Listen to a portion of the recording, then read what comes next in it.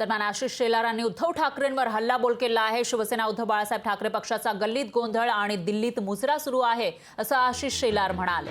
ट्विटरवर गझल शेअर करत जोरदार टोला लगावला आहे। तर आशिष शेलार यांनी नेमकं काय ट्विट केलं आहे बघूया।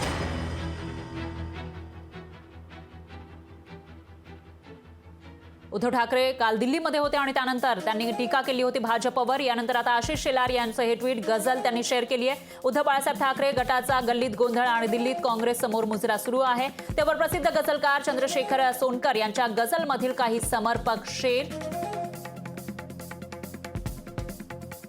अखेर आपुला कसा बसा ते तंबू टाकून आले असं शेर आशिष शेलार यांनी शेअर केला आहे।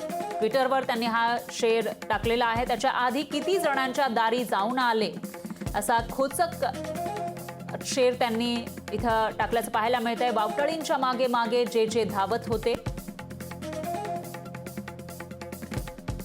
घरी परतले तेव्हा नुसती वाळू घेऊन आले असा टोला त्यांनी उद्धव बाळासाहेब ठाकरे पक्षाला लगावलेला आहे। समजत नाही या लोकांना भूक लागली कसली, हवेत गेले हवा शिजवली हवाच खाऊन आले असंही आशिष शेलार पुढे लिहित आहे। आधी त्यांनी युद्धाला तलवार उचलली होती,